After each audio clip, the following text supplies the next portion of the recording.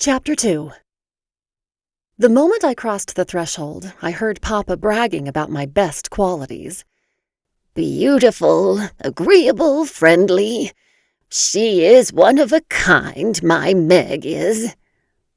So you have said many times, but anyone can claim their daughter is beautiful.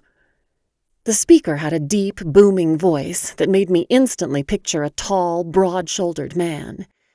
Only someone with an immense chest cavity sounded like that. I have yet to see her to verify your claim.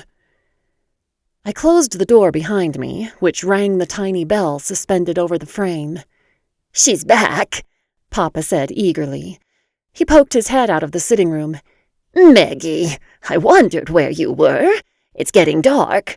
Come greet our guest and show the Baron what a wonderful hostess you can be. I ground my teeth as Papa turned his back, but my curse immediately took effect. Now I was left with no choice but to be gracious and hospitable while I entertained my home's intruder, no matter how horrid of a man this suitor turned out to be. The picture I had conjured of this man wasn't too far off what he actually looked like. He was tall and broad-shouldered, just as I had imagined. His beard didn't just cover his chin. It looked as though every inch of neck and jaw from the top of his collarbone all the way up to the entrance to his nostrils was bursting with a thick forest of curly, charcoal-colored hair sprinkled with gray and white strands. He had tufts of hair sprouting from both his ears, and his eyebrows were so dense that it looked as though two fat black caterpillars had settled over his eyes. The most amusing thing about this man's appearance was the sharp contrast between his facial hair and the hair on top of his head, or lack thereof. He was bald as an egg. Not a single strand grew up top.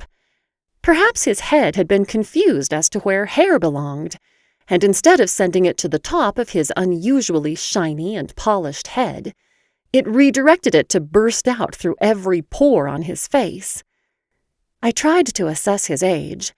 The Baron was significantly older than I was, judging by the white peppered throughout his beard and the age spots on his hands. But his beard was so voluminous that I couldn't see any wrinkles on his face. I could barely see his face at all. "Pleased to meet you." I swept into a grand curtsy. How humiliating to be flaunted to all these old men and feel like an item to be haggled over. Suitors would offer Papa generous dowries for me, but he continued to turn them all down. It seemed that with each one he turned down, two more would turn up in the rejected man's place.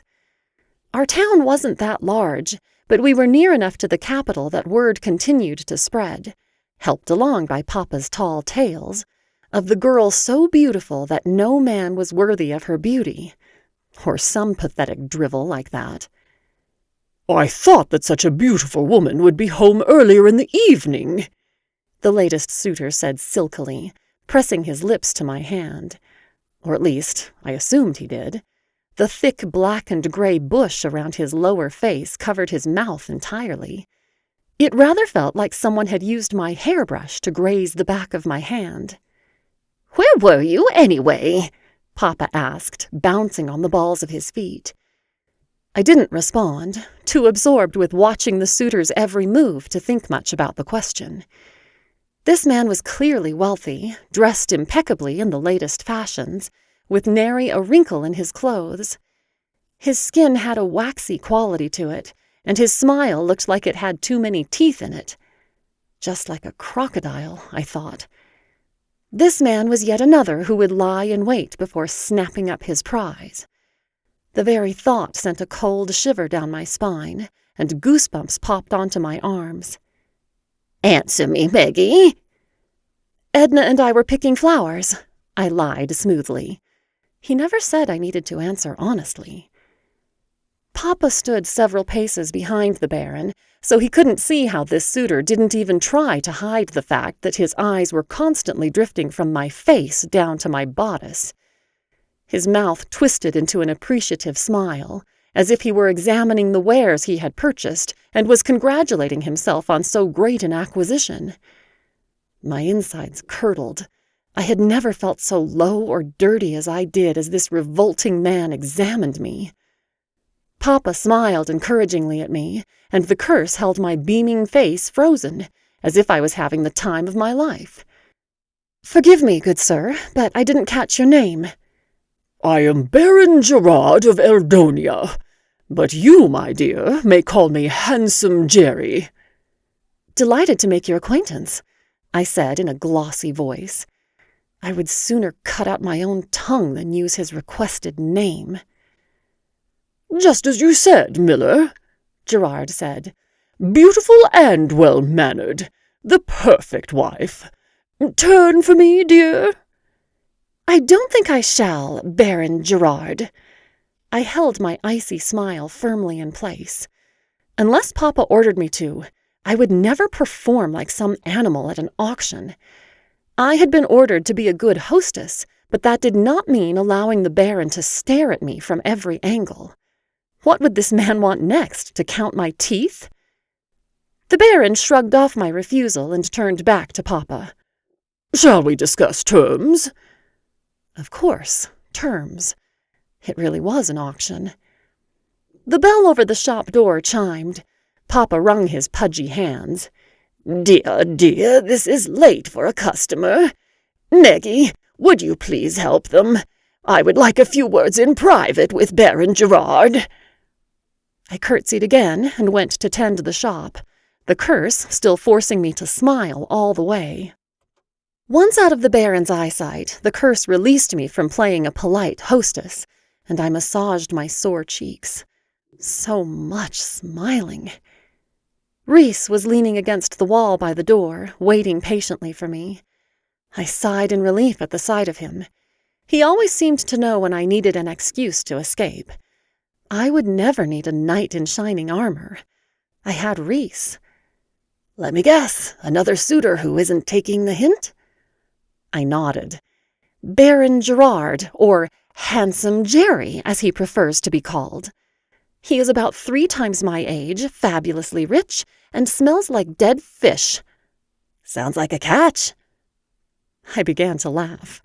Not the false, high giggle my curse always forced upon me when I was forced to play the polite hostess, but my real belly laugh, complete with utterly unladylike snorts, though I had to stay quiet to avoid Papa and the Baron hearing me from the other room. A catch of fish! Rhys slapped his bandaged hand to his forehead. "Unintentional, Meg, and that was not funny." I ignored him. I loved corny jokes, and if a dead fish joke would help me momentarily forget being fawned over by that disgusting Baron, I planned to embrace it wholeheartedly. Rhys waited for my laughter to abate before asking, "So, not a big fan of this one either, huh? And 1 10-pound sack of flour, please." I groaned. Rhys, I can't even describe what it's like to feel like I'm being sold off to the highest bidder. I'm not a sack of flour. I slammed one of the bags onto the counter. You know what it's like to have your freedom stripped away, being forced to spin when you don't want to. Rhys placed a hand on top of the counter beside the flour. "Yes, but there is a difference between me having a few cuts and you being forced to flirt with disgusting old men. Let me talk to your father. This time will be different." I swallowed and allowed my mind to flash back to the time 2 years ago, when Rhys had tried to talk to Papa. "She is forced to obey you. She doesn't choose to." "What nonsense are you talking about, boy? My Meg isn't forced to do anything." "No, not you forcing her. I mean, she's cursed." "How dare you speak about my daughter in such a way? Get out of my house." "Papa, please." "Go to your room, Meggie. I don't want you to hear what I have to say to this boy. Now you listen good, young man." I hadn't heard anything beyond that. If Papa had told me to stay away from Rhys rather than the other way around, I would have lost the only friend I had, the only one who truly understood me. Instead, he had come up to my room later that night and lectured me for an hour about the dangers of people who make wild accusations. Just imagine him thinking that you are forced to obey everything I say. Papa's head wrinkled up with frustration. If only he had seen you when I asked you to fetch grain for the mill, and you brought back 2 kernels of wheat. I fetched grain, I had pointed out, desperately hoping that Papa would catch my meaning. Try as I might to explain my curse, my tongue wouldn't allow it. Papa patted my hand, a tired smile on his face. That you did. See, you are a good girl, helping to cheer me up. That boy is just confused, that is all. After how much time he spends with that woman who adopted him. Papa blew air out of his lips. Some people are best avoided, dear. Maybe you shouldn't. Papa, I'm very tired, I had cut in, terrified of what order he might give. He smiled and patted my hand. Of course, darling. I will see you in the morning. The risk of an experience that didn't end as well was too much of a risk to take. Not this time, Rhys. I appreciate the offer, though. You are a good friend. If Papa said I couldn't see you anymore, I would just have to blindfold myself, but I would rather it not come to that. Rhys balanced the bag on his shoulder. Let me know if you ever change your mind. The offer is always there. I grinned at him. Same to you about me talking to Mildred. I will give her a piece of my mind any day of the week. Rhys was about to leave when Baron Gerard came charging out of the back room, Papa hot on his heels. You will never marry her off at the price you are asking, the Baron shouted. His face was twisted in anger so that his heavy eyebrows contracted to form a bushy black V. No one would be willing to pay that for her. She is still just a miller's daughter, no matter what she looks like. He glared at Papa. You should be grateful I offered what I did for a girl with no title or dowry. May your daughter die an old spinster maid. He slammed the door so hard that the bell broke off and tinkled to the floor. Without being asked, Rhys dropped his sack of flour and picked up the bell. He was taller than either Papa or myself, and he busied himself fixing it back above the doorframe. Papa sighed heavily. Sorry, Meggie. He didn't seem quite right for you either. Besides, I am sure you would prefer someone younger, eh? Not to worry, though, dear. We will find the right man for you soon. He could have used a bath. You would think with all his fabulous wealth he could afford it. Papa laughed. His belly jiggled and his plump cheeks bounced up and down. You smelled it too, did you? I'm sure everyone in town did. We will find the right match for you soon, Meg. Tell me what sort of man you would want to marry. Rhys froze where he stood, pausing his attempts to rehang the bell. Color rushed to my cheeks.